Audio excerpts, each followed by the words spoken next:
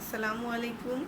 গৃহকাল India হাজির আসমত বিশ্ববিদ্যালয় college কর্তৃক পরিচালিত অনলাইন ভিত্তিক শ্রেণী কার্যক্রম আমার ঘরে আমার কলেজ এই পেজ থেকে সবাইকে জানাচ্ছি আন্তরিক শুভেচ্ছা ও অভিনন্দন। সুপ্রিয় শিক্ষার্থীবৃন্দ, কেমন আছো তোমরা? আশা করি সবাই ভালো আছো। আজ আমি তোমাদের যুক্তিবিদ্যা প্রথম পত্রের তৃতীয় অধ্যায় নিয়ে আলোচনা করব। গত ক্লাসে কিন্তু আমি তৃতীয় অধ্যায় নিয়ে আলোচনা করেছি। আমি আগেই বলেছিলাম তৃতীয় অধ্যায়টা যেহেতু একটু বড়, সেহেতু এটার বেশ কয়েকটা অংশ আছে। আজকে আমরা এই তৃতীয় অধ্যায়ের পদ ও শব্দের মধ্যে পার্থক্য এইটা নিয়ে আমরা একটু আলোচনা করব। পদ ও শব্দের মধ্যে পার্থক্য, পদ কাকে বলে সেটা আমরা আগেই পড়েছি, শব্দ কাকে বলে সেটা আমরা আগে কমপ্লিট করে ফেলেছি। এর মধ্যে তারপর যেহেতু আমরা পদ ও শব্দের মধ্যে পার্থক্য বলতে গেলে সবচেয়ে প্রথম বলতে হয় যে পদ কি দ্বারা গঠিত হয়। পদ গঠিত হয় কি? শব্দ দ্বারা। পদ গঠিত হয় শব্দ দ্বারা, আর শব্দ গঠিত হয় কি দ্বারা? বর্ণ দ্বারা। আমি সংক্ষিপ্তভাবে লিখছি, তোমরা বিষয়টা ঠিকমতো লিখে নিও। বলেছি পদ গঠিত হয় শব্দ দ্বারা, আর শব্দ গঠিত হয় কি দ্বারা? বর্ণ দ্বারা। আচ্ছা,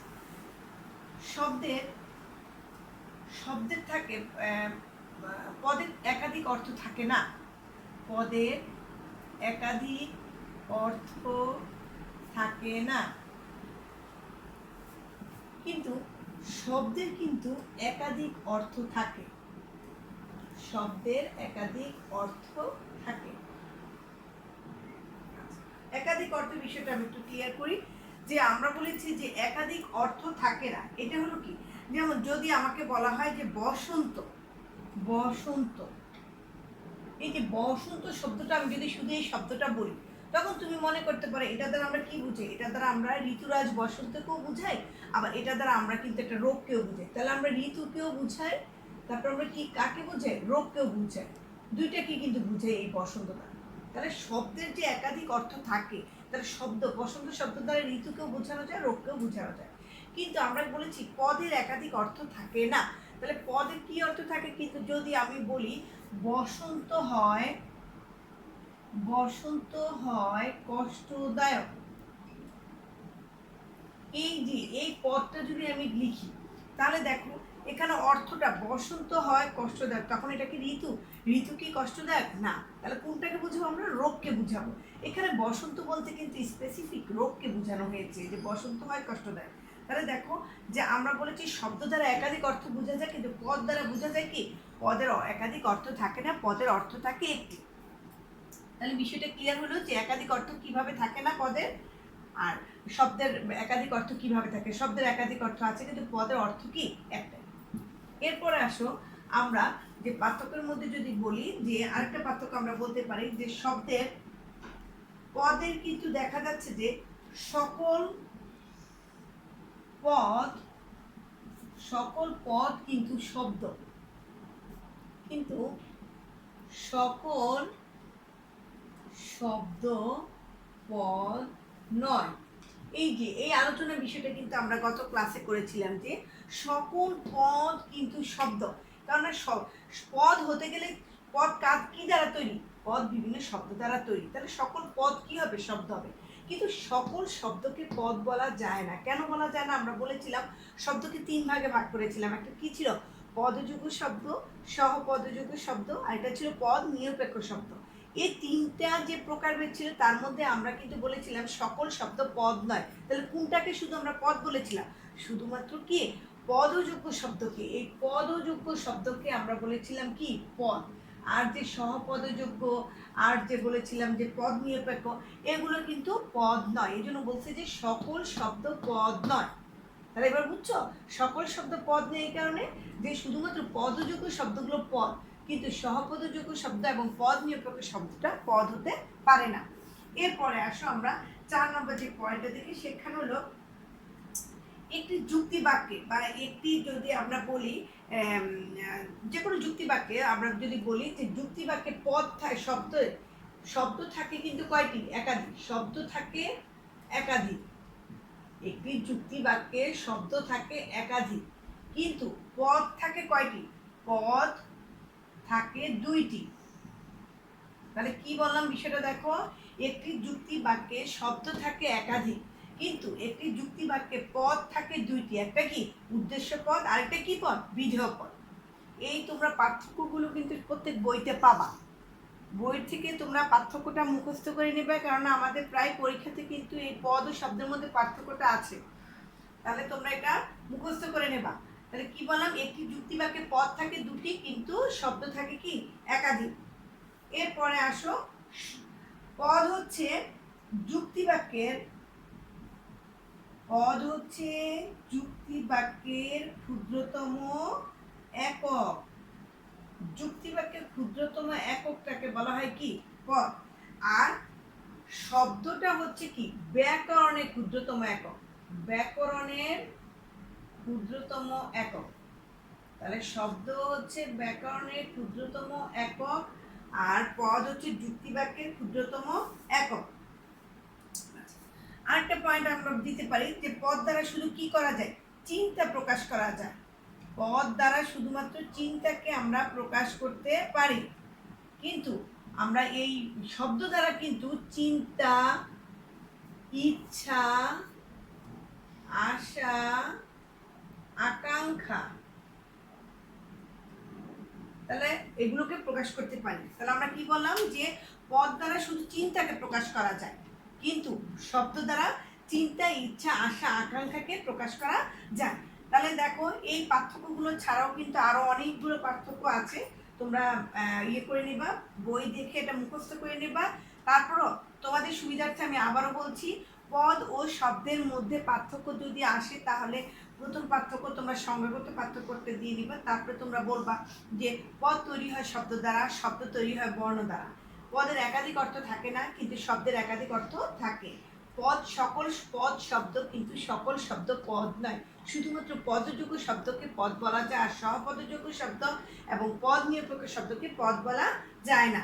পদ থাকে দুইটি, শব্দ থাকে কি একাধিক। যুক্তিবাক্যের ক্ষুদ্রতম একক হচ্ছে কি পদ, আর ব্যাকরণের ক্ষুদ্রতম একক হচ্ছে কি শব্দ। পদ দ্বারা চিন্তা প্রকাশ করা যায়, আর শব্দ দ্বারা কি চিন্তা, ইচ্ছা, আশা, আকাঙ্ক্ষা প্রকাশ করা যায়। তাহলে পদ ও শব্দের মধ্যে পার্থক্য তোমরা কিন্তু এখানে আমি 6টা দিয়েছি, বইয়ের মধ্যে দেখলে তোমরা দেখবা 8টা পয়েন্ট তোমরা মুখস্থ করে রাখবা। যদি 4 নম্বরের প্রশ্ন আসে তাহলে তোমাদেরকে 8টার পয়েন্ট দিতে হবে। আর যদি তোমাদের 3 নম্বরের প্রশ্ন আসে তাহলে তোমাদের কি করতে হবে, 6টা পয়েন্ট দিতে হবে। এই জন্য সবাই 8টা করে পয়েন্ট মুখস্থ রাখতে হবে। তাহলে কি বললাম, পদ ও শব্দের মধ্যে পার্থক্য তোমরা 8টা করে পয়েন্ট তোমরা মুখস্থ করে নেবা। তাহলে আমরা পদ ও শব্দের মধ্যে পার্থক্য, এটা খুবই ইম্পর্টেন্ট, সবাই এটা বাড়িতে মুখস্থ করে ফেলবে। এবার আসো আমরা ব্যক্তার্থ এবং জ্ঞাতার্থ নিয়ে আলোচনা করব। আচ্ছা, আমরা এখন যেটা আলোচনা করব সেটা হচ্ছে পদের ব্যক্তার্থ এবং জ্ঞাতার্থ। এটাও কিন্তু গুরুত্বপূর্ণ একটা টপিকস। আমরা সেই টপিকসটা নিয়ে আলোচনা করি। ব্যক্তার্থ ইংরেজিটা হচ্ছে কি ডেনোটেশন।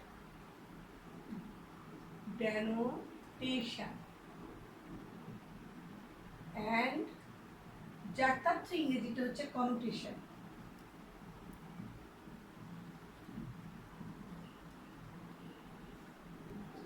তাহলে আমরা ব্যক্তার্থ এবং জ্ঞাতার্থ জিনিসটা কি সেটা আগে আলোচনা করার আগে আমরা এটা বলতে পারি যে একটি পদ যে বিষয়টাকে নির্দেশ করবে সেটা হচ্ছে ওই বিষয়টি হলো ওই পদের অর্থ। তাহলে দেখো কি বললাম, একটি পদ যে বিষয়টিকে নির্দেশ করবে সেই বিষয়টি হলো ওই পদের অর্থ। এমন অনেক পদ আছে যাদের অর্থ বিশ্লেষণ করলে তাদের মধ্যে দুটো দিক দেখা যায়। এমন অনেকগুলো পদ আছে যাদের অর্থ বিশ্লেষণ করলে তাদের মধ্যে দুটো দিক দেখা যায়, একটা হচ্ছে ব্যক্তার্থ এবং আরেকটা হচ্ছে কি জ্ঞাতার্থ। তাহলে পদের কিন্তু একাধিক অর্থ থাকে বিভিন্ন পদের, কিন্তু দেখা যাচ্ছে যে এই পদের এই অর্থের মধ্যে পদের যে অর্থ আছে অর্থের মধ্যে দুটো দিক দেখা যায়। একটি পদের যাদের অর্থ বিশ্লেষণ করে দেখা যায় তার মধ্যে দুটো দিক আছে, একটা হচ্ছে ব্যক্তার্থ আর একটা হচ্ছে কি জ্ঞাতার্থ। ব্যক্তার্থকে ইংরেজিতে বলা হয় ডেনোটেশন, জ্ঞাতার্থকে ইংরেজিতে বলা হয় কি কনোটেশন। এই শব্দগুলো দিয়ে অনেক সময় এমসিকিউ আসে, সেজন্য তোমরা ব্যক্তার্থ ইংরেজিটাও জেনে রাখবা, জ্ঞাতার্থ ইংরেজিটাও জেনে রাখবা। যুক্তিবিদ মিল সর্বপ্রথম যুক্তিবিদ মিল সর্বপ্রথম এই ব্যক্তার্থ এবং এই জ্ঞাতার্থে এই দুইটি বিষয় নিয়ে আলোচনা করেছেন। তাহলে ব্যক্তার্থ আমাদের যদি এমসিকিউ আসে যে ব্যক্তার্থ এবং জ্ঞাতার্থ নিয়ে কে সর্বপ্রথম আলোচনা করেছেন, তাহলে আমরা বলবো যুক্তিবিদ মিল সর্বপ্রথম ব্যক্তার্থ এবং জ্ঞাতার্থ এই দুটি বিষয় নিয়ে আলোচনা করেছেন। এখন আসো আমরা যে ব্যক্তার্থ এবং জ্ঞাতার্থ এই বিষয়টা বলবো। তাহলে ব্যক্তার্থ জিনিসটা কি সেটা আমরা আগে দেখি। সংজ্ঞাটা হলো এরকম: কোনো পদ একই অর্থে যে বিশেষ বস্তু বা বস্তু সমষ্টির ক্ষেত্রে প্রযোজ্য হয়। কোনো পদ একই অর্থে যে বিশেষ বস্তু বা বস্তু সমষ্টির ক্ষেত্রে প্রযোজ্য হয় তাকে বলা হয় পদের ব্যক্তার্থ। যেমন আমি যদি বলি যে মানুষ, যদি বলি মানুষ, এখন এই মানুষ বললে কিন্তু কি হবে? মানুষ বললে কি শুধু বর্তমানে মানুষকে বুঝাবে না, মানুষ বললে আমরা বুঝি অতীত, বর্তমান, ভবিষ্যৎ। অতীত, বর্তমান, ভবিষ্যৎ। মানুষ বলতে আমরা অতীত, বর্তমান, ভবিষ্যতের সকল মানুষকে বুঝিয়ে থাকি। এই মানুষ, এখন এই মানুষ পদের ব্যক্তার্থ কি হবে? মানুষ পদের ব্যক্তার্থ হবে হলো সকল মানুষ। মানুষ পদের ব্যক্তার্থ হচ্ছে কি? সকল মানুষ। এখন তোমাদের কাছে বিষয়টা একটু মনে হতে পারে যে বিষয়টা কেমন একটু জটিল লাগতেছে, আমি আরেকটু ক্লিয়ার করি। আবারও আমরা বলি, ব্যক্তার্থ এবং জ্ঞাতার্থ এই দুটি বিষয় নিয়ে সর্বপ্রথম দার্শনিক মিল আলোচনা করেছেন। এবং মিল এই ব্যক্তার্থ এবং জ্ঞাতার্থ নিয়ে আলোচনা করতে গিয়ে ব্যক্তার্থকে কিন্তু মূলত বলা হয় পরিমাণগত দিক। এই বিষয়টা মনে রাখবা, ব্যক্তার্থ হচ্ছে কোনো পদের পরিমাণগত দিক। অনেক সময় এক নম্বরের প্রশ্ন আসে ব্যক্তার্থ কাকে বলে, তা অনেকে ওই বড় সংজ্ঞাটা না দিয়ে অনেকে লিখে যে পদের পরিমাণগত দিককে পদের ব্যক্তার্থ বলে। তুমি যদি এটাও লিখো তাহলে 1 নম্বর পাবা। তাহলে আমরা সহজ ভাষায় যারা সহজ করে লিখতে চায় তারা এইভাবে লিখবে যে পদের পরিমাণগত দিককে বলা হয় কি? ব্যক্তার্থ। পদের পরিমাণগত, পরিমাণ কি? পরিমাণগত দিককে বলা হয়, দিকটাই হলো কি? ব্যক্তার্থ। পরিমাণটা হলো যে মানুষ বললে যে আমি বলেছি অতীত, বর্তমান, ভবিষ্যতের সকল মানুষকে বুঝে, তাহলে মানুষ পদের পরিমাণ কি হবে বা মানুষ পদের ব্যক্তার্থ কি হবে? সকল মানুষ। এই সকলটা হলো কি? পরিমাণ। যদি আমি এখানে কিছু দিতাম সে কিছুটাও কি হতো? পরিমাণ হতো। তাহলে এখন ব্যক্তার্থ সবসময় মনে রাখবা যে পদের পরিমাণগত দিককে বলা হয় কি? পদের ব্যক্তার্থ। তাহলে এইভাবে লিখবা যে পদের পরিমাণগত দিককে পদের ব্যক্তার্থ বলে। আর যারা মনে করে যে একটু ভালো নাম্বার পেতে চাও তারা এইভাবে লিখতে পারো যে কোনো পদ একই অর্থে যে বিশেষ ব্যক্তি, যে বিশেষ বস্তু বা বস্তু সমষ্টির ক্ষেত্রে প্রযোজ্য তাকে বলা হবে কি? ব্যক্তার্থ। এভাবে লিখতে পারো। এবং এই ব্যক্তার্থ যখন উদাহরণ দিবা তখন বলবা যে যেমন মানুষ, মানুষ বললে একই অর্থে অতীত, বর্তমান, ভবিষ্যতের সকল মানুষকে বোঝায়। আর এই মানুষ পদে ব্যক্তার্থ হলো কি? সকল মানুষ। পাশ্চাত্য যুক্তিবিদরা কিন্তু এই ব্যক্তার্থকে কতগুলো নামে অভিহিত করত। কি কি নামে? তারা বলতো যে ব্যাপ্তি, বিস্তার, পরিধি, ক্ষেত্র। তাহলে কি বললাম? ব্যক্তার্থকে কিন্তু পাশ্চাত্য যুক্তিবিদরা ব্যক্তার্থকে কি কি নামে অভিহিত করতো? ব্যাপ্তি, বিস্তার, পরিধি, ক্ষেত্র। এগুলা কারা অভিহিত করতো? পাশ্চাত্য যুক্তিবিদরা। বিষয়টা আমি আবারও ক্লিয়ার করছি যে ব্যক্তার্থ এবং জ্ঞাতার্থ নিয়ে যুক্তিবিদ মিল সর্বপ্রথম আলোচনা করেছেন। ব্যক্তার্থ কাকে বলে সেই অর্থে আমরা বলবো যে পদের পরিমাণগত দিককে পদের ব্যক্তার্থ বলে। আর যদি আমরা একটু ডিটেলে লিখতে চাই তাহলে আমরা এভাবে বলবো যে কোনো পদ একই অর্থে যে বিশেষ বস্তু বা বস্তু সমষ্টির ক্ষেত্রে প্রযোজ্য হয় তাকে বলা হবে কি? পদের ব্যক্তার্থ। উদাহরণের ক্ষেত্রে আমরা বলবো যেমন মানুষ বললে অতীত, বর্তমান, ভবিষ্যতের সকল মানুষকে বোঝে। আর মানুষ পদের ব্যক্তার্থ হচ্ছে কি? সকল মানুষ। সকল মানে কি? পরিমাণ। আমরা আগে বলেছি পদের পরিমাণগত দিকটি হচ্ছে কি? পদের ব্যক্তার্থ। এরপর আমরা লিখবো যে পাশ্চাত্য যুক্তিবিদরা ব্যক্তার্থকে ব্যাপ্তি, বিস্তার, পরিধি, ক্ষেত্র বলে অভিহিত করত। তাহলে বিষয়টা ক্লিয়ার হলো। এবার আসলে জ্ঞাতার্থ। যদি আমরা বলি জ্ঞাতার্থ কাকে বলে, সেক্ষেত্রে আমরা প্রথমেই বলবো জ্ঞাতার্থ হলো যে কোনো পদের গুণের দিককে বলা হবে কি? জ্ঞাতার্থ। পদের গুণের দিকে, গুণের দিক হলো কি? পদের গুণের দিককে বলা হয় কি? জ্ঞাতার্থ। আর যদি আমরা একটু ডিটেইলে লিখতে চাই তাহলে লিখবো যে একটি পদের মধ্যে সাধারণ এবং আবশ্যিক গুণের সমষ্টিকে। তাহলে গুণটা কি হবে? গুণটা হবে কি? গুণটা হইতে হবে সাধারণ এবং কি আবশ্যিক। তাহলে কোনো পদের মধ্যে সাধারণ এবং আবশ্যিক গুণের সমষ্টিকে বলা হয় পদের জ্ঞাতার্থ। যেমন যদি বলা হয়, আর তোমাদের কাছে প্রশ্ন আসতে পারে বা তোমাদের মনে প্রশ্ন আসতে পারে যেটা, যে সাধারণ জিনিসটা বা অনিবার্য বা আবশ্যিক গুণটা কি, সেটা হচ্ছে কোনো বিশেষ একটি শ্রেণীর অন্তর্গত সকল ব্যক্তি বা বস্তুর মধ্যে কোনো একটা নির্দিষ্ট একটা গোত্রের বা একটা নির্দিষ্ট শ্রেণীর অন্তর্গত সকল ব্যক্তি বা বস্তুর মধ্যে যদি একটা গুণ দেখা যায় যে এই গুণটা সবার মধ্যে আছে, তাহলে সেটি হবে কি সাধারণ এবং আবশ্যিক গুণ। এখন আমরা যে পৃথিবীতে বসবাস করি এদের মধ্যে দেখা যায় বিভিন্ন মানুষের বিভিন্ন গুণ রয়েছে। কেউ কি পেটে, কেউ লম্বা, কেউ ফর্সা, কেউ কালো, কেউ শিক্ষিত, কেউ অশিক্ষিত, এগুলো কি মানুষের গুণ। আচ্ছা, কিন্তু সকলের মধ্যে একটা অনিবার্য বা সাধারণ বা আবশ্যিক গুণ রয়েছে, সেটা হচ্ছে কি সকল মানুষের মধ্যে কি থাকবে, সেটার মধ্যে থাকবে জীববৃত্তি ও বুদ্ধিবৃত্তি। জীববৃত্তি প্লাস বুদ্ধিবৃত্তি। তাহলে দেখো কি বললাম আমি, যে প্রতিটা মানুষের মধ্যে দুটো গুণ থাকবে, একটা হচ্ছে জীববৃত্তি আর একটা হচ্ছে কি বুদ্ধিবৃত্তি। জীববৃত্তি গুণটা যদি মানুষের মধ্যে, মানুষের যে যে আমাদের ক্ষুধা, তৃষ্ণা, ইচ্ছা, এগুলো হচ্ছে মানুষের কি জীববৃত্তি, কামনা, বাসনা, এগুলো হচ্ছে মানুষের কি জীববৃত্তি। আর বুদ্ধিবৃত্তি গুণটা তো তোমরা জানো, মানুষকে আশরাফুল মাকলুকাত বলা হয়েছে কেন, এই বুদ্ধিবৃত্তি গুণের কারণে মানুষকে আশরাফুল মাকলুকাত বলা হয়েছে।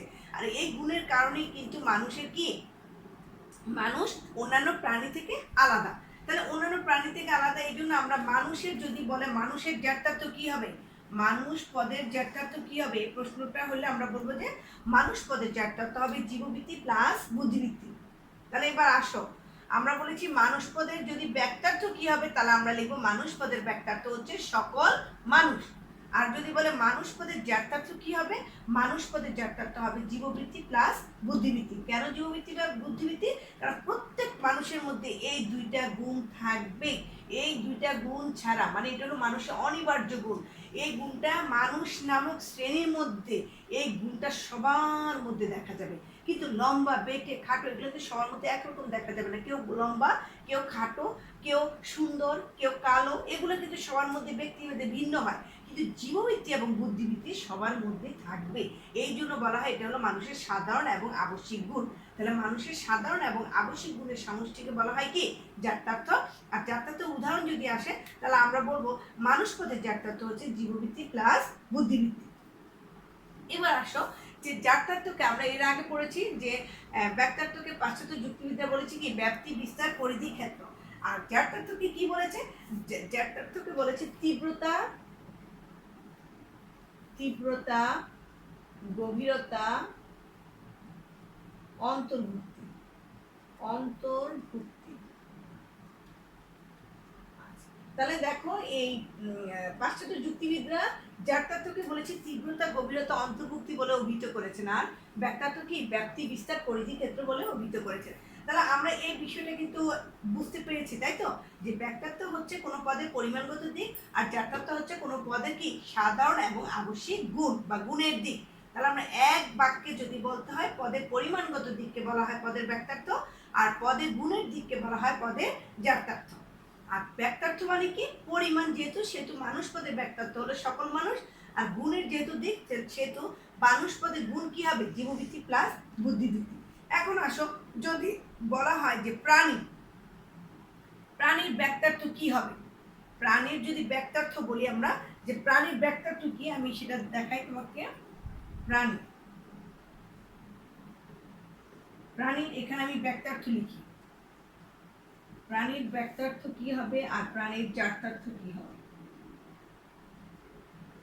প্রাণীর জ্ঞাতার্থ এবং প্রাণীর ব্যাক্তার্থের মধ্যে কি হবে, দেখো প্রাণীর ব্যাক্তার্থ হলে হবে কি সকল প্রাণী, তাই তো, আমরা পরিমাণ কথা বলেছি। প্রাণীর ব্যাক্তার্থ হলো সকল প্রাণী। আর প্রাণীর জ্ঞাতার্থ কি হবে, এখন তুমি কি বলবা, প্রাণী বললে কি বোঝায়, প্রাণী যদি আমরা বলি তাহলে এক্ষেত্রে কিন্তু সকল প্রাণীকে, মানুষও কিন্তু প্রাণীর মধ্যে অন্তর্ভুক্ত হয়ে যায়। তখন প্রাণীর মধ্যে থাকবে, মানুষের মধ্যে থাকবে, সেটা কোন গুণটা থাকবে, সেটা থাকবে শুধুমাত্র জীববৃত্তি। তাহলে যদি বলে সকল প্রাণীর জ্ঞাতার্থ কি হবে, সেটা হবে কি জীববৃত্তি। কেন জীববৃত্তি হলো, কেন প্রাণীর মধ্যে কিন্তু বুদ্ধি নামক গুণটা থাকে না, শুধু মানুষের মধ্যে থাকে।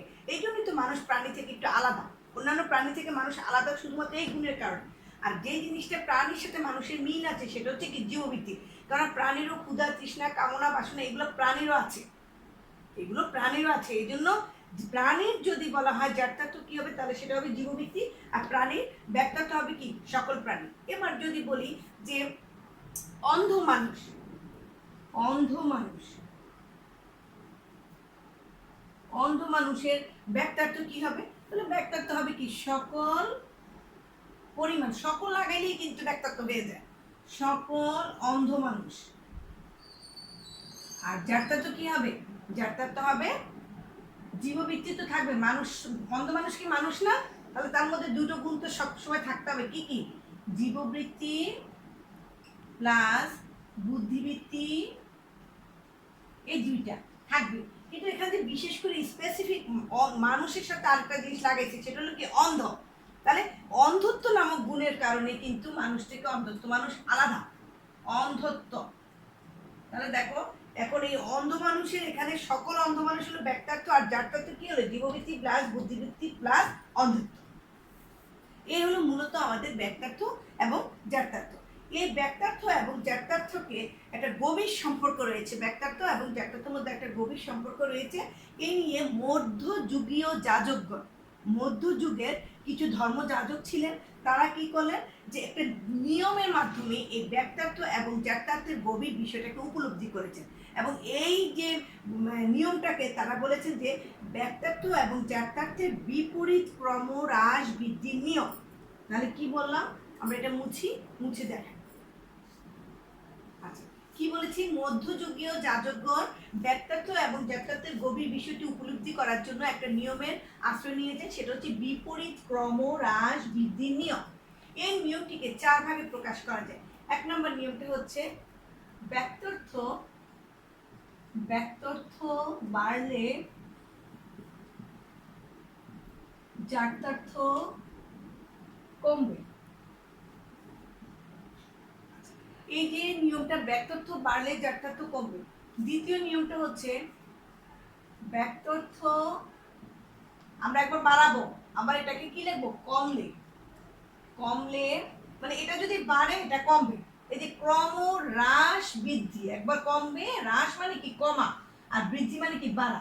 যে একবার বাড়লে ব্যক্তিত্ব যদি বাড়ে তাহলে জাততত্ত্ব কি হবে, কমবে, আর ব্যক্তিত্ব যদি কমে তাহলে জাততত্ত্ব কি হবে, জাততত্ত্ব বাড়বে। তাহলে ব্যক্তিত্বকে একবার বাড়িয়েছি আর একবার কি কমিয়েছি, জাততত্ত্বকে কমালাম আবার বাড়াইলাম। এবার আসো 3 নাম্বার নিয়মটা হবে, এবার আনবো আমরা জাততত্ত্বকে আগে আনবো। জাততত্ত্ব বাড়লে ব্যক্তিত্ব কমবে, আবার জাততত্ত্ব কমলে ব্যক্তিত্ব বাড়বে।